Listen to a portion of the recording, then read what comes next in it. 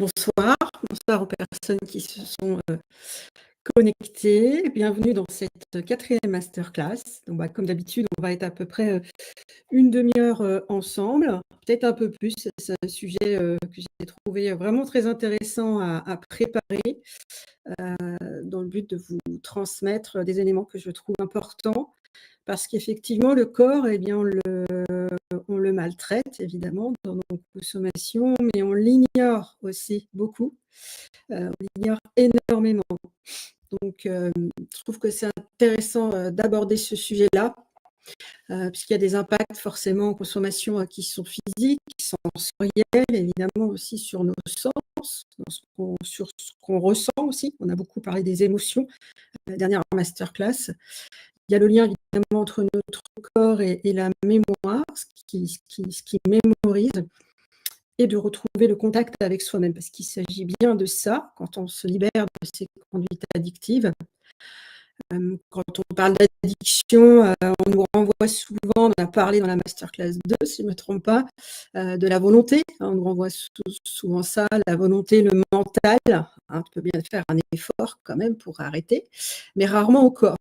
C'est quelque chose qui est assez ignoré.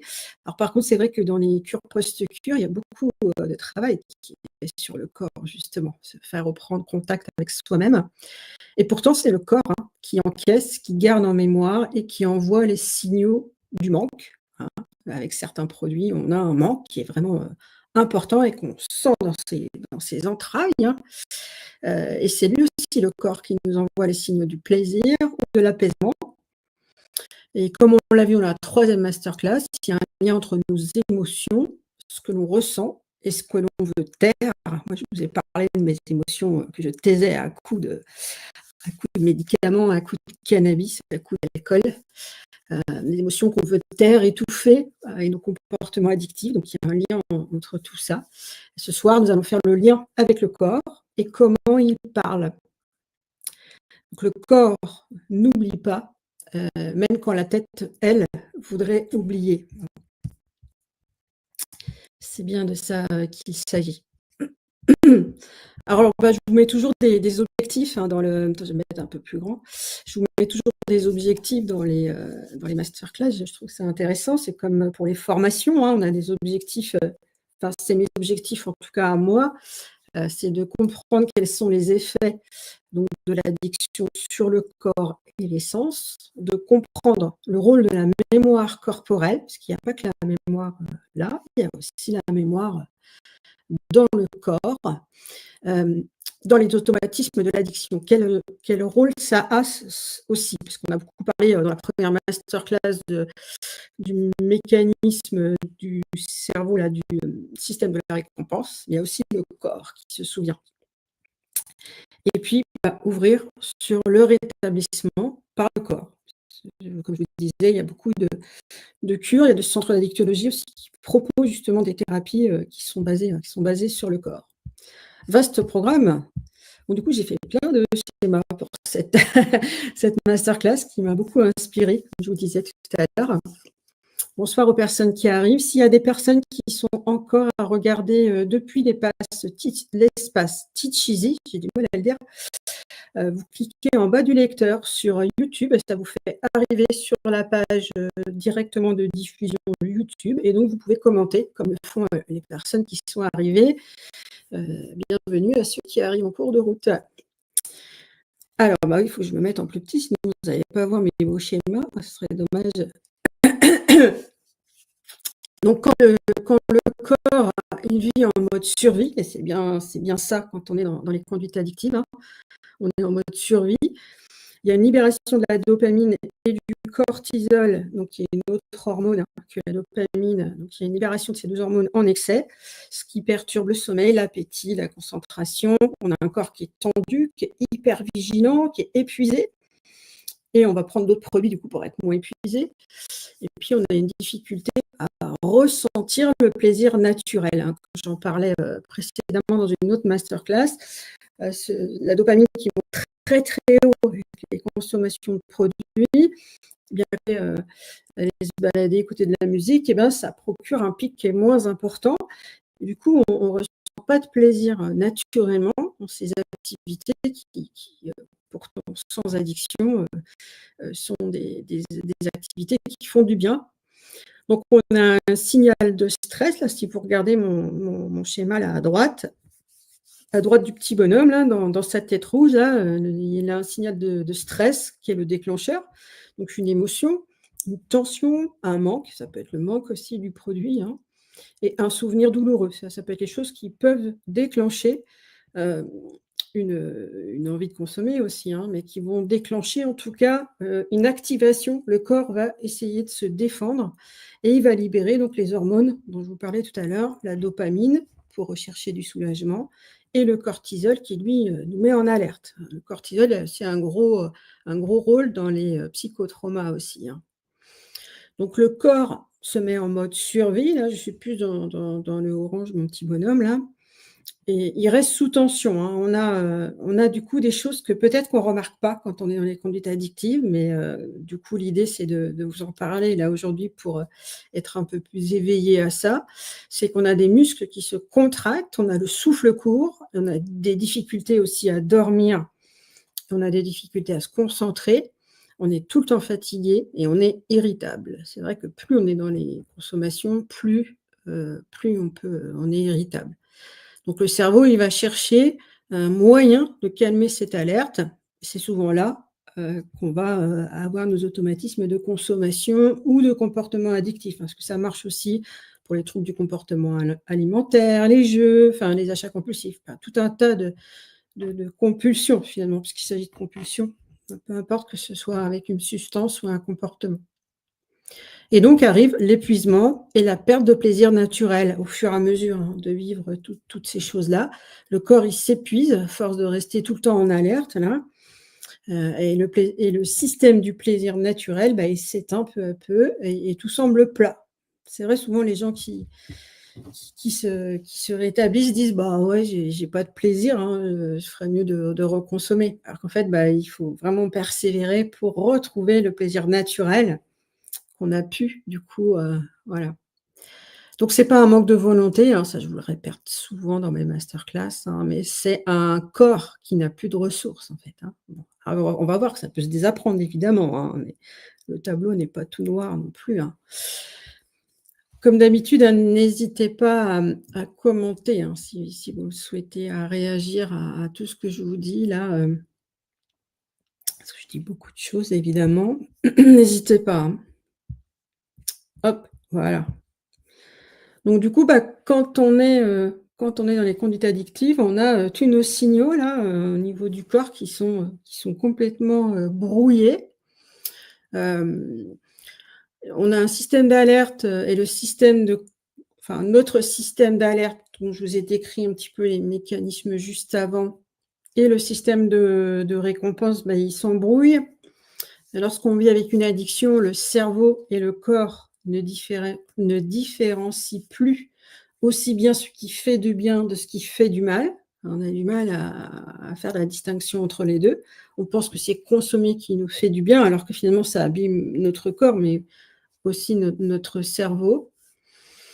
Le système de récompense s'active, très fort et le système d'alerte aussi. Du coup, il y a plaisir et danger qui se mélangent. Ça se mélange tous ces signaux-là. Le simple fait de penser aux produits ou au comportement, ça peut déclencher une montée de tension, des battements cardiaques plus rapides, ça c'est aussi un signe qui doit nous mettre en alerte, hein, ou une sensation d'urgence, la sensation que vite il faut s'échapper de ce lieu ou de ce qu'on vit à ce moment-là, de l'émotion trop forte, ça peut être plein de choses. Et en même temps, le cerveau, il va libérer de la dopamine parce qu'il anticipe un soulagement, hein. Vous savez, dans le mécanisme là, il anticipe des choses. Donc c'est un double signal contradictoire. Je souffre, mais je vais mieux si je consomme. Hein, tout se mélange en fait, hein. Donc pourquoi ça brouille tout? C'est parce qu'avec le temps, le cerveau, il associe le soulagement au comportement addictif. Hein, j'avais présenté dans la première masterclass là, mon schéma, qui était, de Portage, hein, qui vient du site Portage canadien. où on a cette boucle-là. On a une porte de sortie, hein, bien sûr, on peut trouver des ressources et en sortir, mais quand on est dans des conduites addictives et qu'on consomme depuis longtemps, on a du mal à trouver cette porte de sortie. C'est pour ça qu'on a besoin d'aide. Donc avec le temps, le cerveau associe le soulagement au comportement addictif, il écoute plus les signaux du corps, enfin en tout cas on ne sait plus les reconnaître, hein. On a vu dans la masterclass sur les émotions que c'était pas si évident, hein, de reconnaître à nouveau ces émotions quand on les a apaisées, muselées, mis le pansement là, comme le schéma que je vous avais fait. Donc le danger, la fatigue, le malaise, l'épuisement, ça s'enregistre plus correctement, enfin pas comme, s'il y avait pas les addictions. Donc le corps, il cesse du coup d'être une boussole fiable puisqu'on reconnaît plus ces alertes qui devraient nous alerter justement, je me répète. Donc il envoie des signaux, mais ils sont inversés ou étouffés. Ce qui fait du bien semble dangereux et l'inverse. Voilà, on ne se rend pas compte que les consommations sont dangereuses et l'inverse, qui fait du bien, finalement, ça sert à rien, ça me fait rien, ou j'ai pas envie de le faire. Des activités, des petits plaisirs de la vie, quoi. C'est ces choses-là qu'on reconnaît pas. Donc le repos, il peut rendre anxieux finalement, puisque, du coup, on est statique. Le corps n'est plus habitué à ralentir. Dire non peut faire peur aussi, parce que le cerveau, il va anticiper un conflit. Se faire du bien autrement comme, je vous disais tout à l'heure, des activités, simples, hein, marcher, se poser, écouter de la musique, ça peut sembler inutile. Le cerveau ne libère pas encore de dopamine naturelle. Voilà, il faut du temps et de l'entraînement. Se faire du bien autrement, ouais, voilà, ça fait pas ça fonctionne pas. La consommation, elle, donne une sensation immédiate de soulagement. Je consomme tout de suite, je suis soulagée. Même si elle fait du mal à long terme, on ne s'en rend pas compte. Puis finalement, cet apaisement, il est de plus en plus courte durée, donc il faut qu'on renouvelle la consommation ou le comportement addictif, hein, ça marche aussi, pour être soulagé à nouveau. C'est comme si la boussole intérieure, elle pointait dans la mauvaise direction. Donc comment qu'on va réouvrir, décadenasser tout ça, on va en parler heureusement, hein, parce que heureusement les signaux brouillés, ça se réapprend. En ramenant, la conscience au corps, donc c'est-à-dire reprendre conscience de son corps. On en a un petit peu parlé, la semaine dernière. Donc petit à petit, les messages se clarifient, en essayant de reconnaître, qu'est-ce qui me contracte, qu'est-ce qui me détend vraiment, mais vraiment, hein, pas avec un filtre, un produit ou un comportement addictif. Où est-ce que ça respire mieux en moi? Qu'est-ce qui me parle?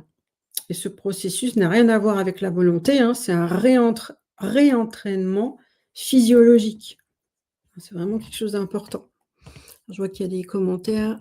C'est vrai qu'au début de mon rétablissement, je ne trouvais aucun plaisir à sortir en soirée. Oui, c'est vrai que alors ça, c'est compliqué les premières sorties, je trouve.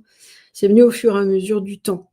Et ça demande aussi de s'autoriser à pouvoir s'amuser, se lâcher sans produit. C'est pas évident parce qu'on se sent assez vide là et puis, on est déboussolé, hein, enfin je trouve que c'est ça. Retrouver le plaisir dans les choses simples et oui justement, c'est pas simple. Ouais, c'est un entraînement vraiment, hein. C'est un vrai cercle vicieux, ouais, tout à fait. Tout à fait, je suis bien d'accord avec vous. Donc là, on voit le lien entre, corps, mémoire et habitude, hein. Le corps, il va garder la trace. Donc j'ai toujours mon schéma, hein, qui est un peu pareil, hein. On a, l'émotion, une sensation, une tension, on a les habitudes qui se mettent en route. L'habitude de consommation va apaiser, en tout cas de façon éphémère. Et puis il y a la culpabilité, la honte qui arrive et puis on reconsomme, donc soit une chute ou une rechute. Et puis, ça atteint au fur et à mesure aussi la conscience. Donc les émotions non exprimées, s'expriment dans le corps finalement, hein. Aussi le corps, parle, enfin ça s'imprime dans le corps parle et les habitudes deviennent automatiques, hein. Donc et c'est lié à des gestes, un environnement, à des lieux, à des postures qu'on peut avoir aussi.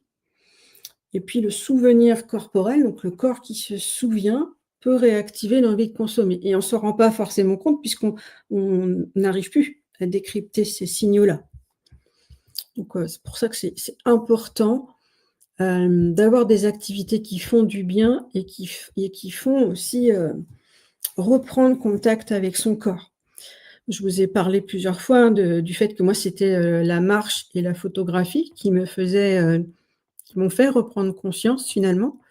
Alors j'étais très en colère au début de mon rétablissement, hein, j'étais très énervée. Je marchais là sur la plage près de chez moi, j'habite dans une super région, en écoutant de la musique et puis petit à petit, bah, j'ai regardé un peu autour de moi et j'ai commencé à faire des photos. Je veux dire, on peut faire des activités simples. Alors moi, ça a été la marche et la photographie, mais je suis sûre que si vous regardez autour de vous, il y a des activités simples que vous pouvez faire pour reprendre conscience de votre corps. Hem, et puis il y a aussi, ce que vous faisiez avant de consommer, quelles activités vous aviez avant de consommer. Alors ça demande de réfléchir un petit peu et je suis sûre que vous avez abandonné des choses au profit des consommations. Et que vous pourriez reprendre, en tout cas réfléchir à reprendre cette activité-là ou une autre activité. Donc ça demande de travailler, hein. Bien sûr, je le répète souvent qu'il faut aussi, comment dire? Se faire accompagner, quoi. Donc reprogrammer, son corps, c'est possible heureusement, hein, et il y a des techniques, hein, pour apprendre, pour reprendre contact. Le corps, il garde la mémoire, enfin la trace des émotions qu'on n'a pas exprimées. Et les automatismes, ça j'en ai parlé aussi, les postures, ça il en garde mémoire. Le corps est aussi boussole, du rétablissement, hein. Donc il y a des choses comme, la respiration consciente forcément si, je me mets à faire des exercices de respiration, je vous en ai parlé la semaine dernière, je pense notamment au soir parce que moi c'est quelque chose qui m'a toujours angoissée la nuit. Alors c'est lié évidemment à des psychotraumas, des choses que j'ai vécues. Mais, faire cet exercice-là tous les soirs, j'ai une montre connectée là et on a des exercices de cohérence cardiaque un peu, ça ressemble à de la cohérence cardiaque sur ces montres-là. Ou sinon vous mettez un lien YouTube et vous tapez cohérence cardiaque et ça vous oblige à respirer pendant 5 minutes, à ressentir, le souffle qui monte et qui descend. Bah, moi ça fonctionne pour que m'apaiser, parce que je me reconnecte en fait à ce moment-là à mon corps. Donc la respiration consciente, c'est un peu ça, la cohérence cardiaque, c'est quelque chose de simple et je trouve que c'est vraiment le début, en fait, pour reprendre, conscience avec son corps. La relaxation ou la méditation, enfin moi je conseille pour la méditation qu'elle soit guidée, hein, parce qu'on peut, surtout, les personnes qui ont eu des conduites addictives, il peut y avoir des psychotraumas derrière.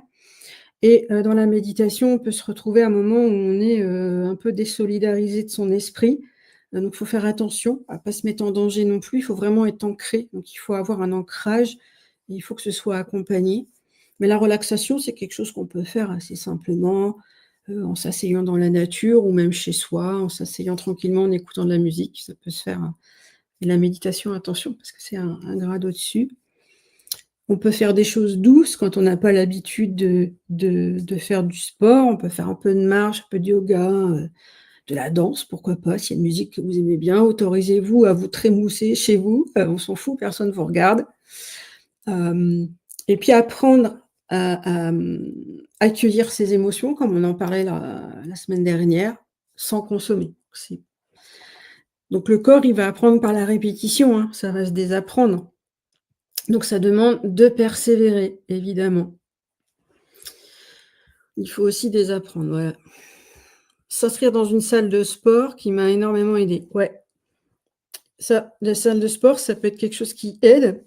Moi, je parle souvent aussi des associations pour les animaux, parce que je trouve que les animaux nous permettent vraiment de nous reconnecter à la bienveillance aussi, parce qu'on a pu être maltraités pas mal dans nos périodes de consommation et les animaux, eux, bah, ils n'ont pas de méchanceté en eux. Alors je pense aux animaux de compagnie. Moi, je sais que j'ai des chats, mes chats m'apportent beaucoup, mais ça peut être aussi, bah, d'aller balader les chiens de la SPA ou d'une autre association, hein, peu importe le nom de l'association finalement. Ou si vous avez l'opportunité de faire des activités comme du cheval ou autre, ça je trouve que ça nous reconnecte vraiment, puis ça nous réconcilie aussi avec de la bienveillance et prendre soin de nous, quoi. Ça, je trouve que c'est vraiment des choses importantes. Donc le corps est vraiment la boussole du rétablissement. Se reconnecter à ses besoins, déjà primaires, hein, parce qu'on a tendance à les oublier quand on consomme, hein. Donc le besoin primaire, c'est dormir, c'est, reconnaître sa faim, reprendre aussi des rythmes, des habitudes, d'avoir des moments plaisir aussi, même si au début on ressent pas beaucoup de plaisir, et bien, c'est dans la persévérance et dans la répétition qu'on va réussir à changer les choses. D'avoir des temps de repos aussi, c'est essentiel. Accueillir les émotions, les sensations, ça on en a déjà parlé. Je répète souvent les mêmes choses, mais parce que c'est important, et même les sensations désagréables parce que ça fait partie de la vie aussi. Hein, on a eu tendance à étouffer, là, à mettre le pansement avec les consos, les comportements addictifs, mais ça fait partie de la vie d'avoir des hauts, des bas, des trucs, agréables, moins agréables. Retrouver aussi le plaisir simple, hein, la chaleur, la respiration, des contacts humains aussi. Parce qu'on s'isole souvent, hein. Donc notre corps n'est pas un ennemi, donc il est le premier rallié, pardon, de notre reconstruction. Donc ça aussi, c'est quelque chose que hop, alors ça, c'est pour, conclure un petit peu, c'est pour, reprendre un peu tous les éléments de cette masterclass. Donc être entouré de personnes inconnues, saines et qui, sans le savoir, vont motiver. Oui, alors moi, ça a été, dans les groupes d'entraide où j'ai été beaucoup remotivée parce que finalement, je ne voyais que des personnes qui consommaient, et c'était pas des vrais amis, c'était ce qu'on appelle des amis de conso. Et je voyais quasiment plus ma famille, et c'est vraiment, ces personnes-là dans ce groupe d'entraide, qui m'ont, redonné confiance et qui ont fait que je ne me suis pas sentie seule aussi. Donc ça a été, vraiment quelque chose d'important aussi pour, reprendre contact, se re-sociabiliser finalement, hein. Donc le corps, il est à la fois mémoire, il peut être messager aussi si on arrive à reconnaître, les signaux, hein, et il peut nous guider aussi pour, dans le rétablissement. Donc en réapprenant à écouter notre corps, on se donne la chance de transformer la douleur en connaissance et la tension en présence. Donc ce qui était tension qui allait entraîner une consommation peut devenir: «Ah, je sens enfin mon corps». Ça peut devenir ça finalement. On peut transformer les choses en positif, quoi. Donc là, à droite, vous retrouvez finalement une, comment dire? Une synthèse de cette masterclass. Donc on a les impacts, physiques et sensoriels. Là, vous avez le petit bonhomme là avec la jauge là, hein. Quand le corps vit en mode survie, on a donc ce qu'on a vu au début, la dopamine, qui monte, on a une tension, une fatigue, on peut avoir le sommeil perturbé, mais souvent on s'en aperçoit pas, ça trop du sommeil puisque en consommant, on s'assomme complètement, on a l'impression de bien dormir alors que finalement le sommeil n'est pas réparateur. Donc les signaux sont brouillés avec plaisir et danger qui sont confondus. Donc le conseil, ce serait d'apprendre à écouter les signaux, de son corps, pour se rétablir, bien sûr. Donc au milieu, vous avez là, avec le schéma noir là qui tourbillonne là, donc vous avez le corps, la mémoire et les habitudes. Ce que le corps retient, la tête, l'oublie parfois, enfin elle l'oublie, souvent. Donc c'est des émotions non exprimées, et par contre, il y a une mémoire corporelle. Et ça, on s'en aperçoit plus tard, hein.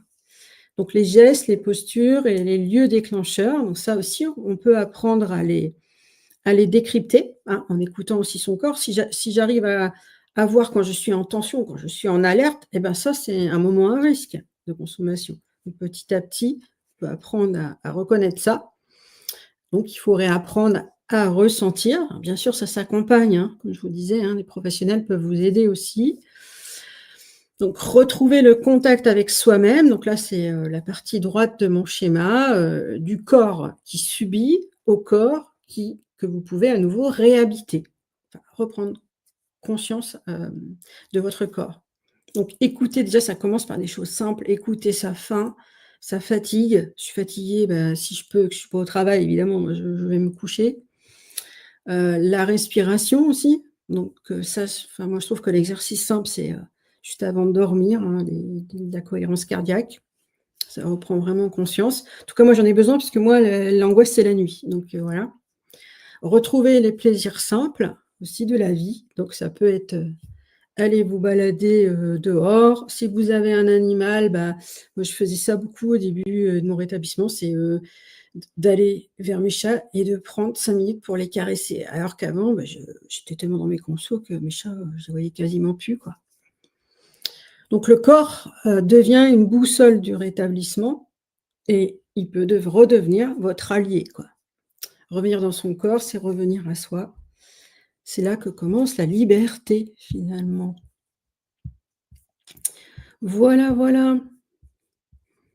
On arrive, à la fin de cette masterclass. Merci beaucoup pour votre présence, hein, comme d'habitude. Hem, N'hésitez pas à commenter si vous le souhaitez, là, pour les dernières minutes, si vous souhaitez qu'on échange un petit peu. Vous avez aussi la possibilité, pour les personnes qui regarderaient en replay ou si vous avez envie de réagir après cette masterclass, de directement, interagir, dans l'espace Teach Easy. Donc là, c'est la leçon 5, et bah, vous pouvez directement interagir là et commenter si vous le souhaitez. C'est intéressant de continuer à échanger, surtout que là, on a déjà fait 4 masterclass. On commence à avoir des sujets. Vous avez aussi donc le canal Telegram, qui facilite les choses parce que du coup, je vous mets le lien directement de connexion à YouTube, donc c'est plus facile du coup pour vous. Ne manquiez pas, les masterclass, parce que c'est pas si évident quand on n'est pas habitué au numérique, de trouver, le lecteur d'Anti-Cheesy, d'appuyer au bon endroit, c'est pas si simple. Donc c'est pour ça aussi que j'ai créé ce canal Telegram. Vous avez la possibilité de répondre aux messages aussi, dans ce canal Telegram. Dans ce canal, personne ne voit, votre numéro de téléphone, hein, soyez rassurés là-dessus, et ni moi, même l'administrateur du canal ne voit pas votre numéro de téléphone, soyez rassurés. Oui, je vois le commentaire de Corinne, jouer le soir en rentrant avec ma Miss Trompette. Et ben, moi, ça a été ça, hein, vraiment, mes chats. Ça m'a vraiment aidé à me reconnecter. Alors au début, je me forçais un peu, hein, parce que je trouvais que c'était long le temps, comme je suis un peu hyperactive, en plus ça allait pas assez vite. Mais c'est devenu vite une habitude, hein, finalement, les chats, hein. Donc la prochaine masterclass, donc du coup, on repartira sur les dimanches, hein. Donc ça fait dimanche, 23 ou 24 novembre, je suis pas très bonne en date. On parlera cette fois-là des leviers du changement. Donc j'espère que je pourrai vous donner des pistes, qui pourront vous intéresser. Voilà, voilà. En tout cas, je vous remercie pour votre confiance, hein, en tout cas, comme d'habitude. En tout cas, j'essaye de vous donner des pistes de réflexion, parce que comme d'habitude, vous allez avoir dans votre, je vais vous mettre à la fin, bien sûr, mon support de présentation, comme d'habitude, que vous pourrez télécharger si vous le souhaitez. Et puis, vous avez toujours à la fin, vous voyez, ces petites invitations à réfléchir autour du thème de la masterclass. Bien sûr, vous pouvez la revoir autant que vous voulez. Le replay sera disponible, je le mettrai demain soir, parce que demain, je ne vais pas avoir le temps de le faire avant le soir. Vous pouvez revoir évidemment les autres masterclass qui ont déjà été diffusées. N'hésitez pas au besoin. Je vous souhaite à tous une bonne soirée. Merci beaucoup à vous, hein, pour votre présence. Et puis, eh bien, à bientôt. Je vais clôturer. Merci. Au revoir.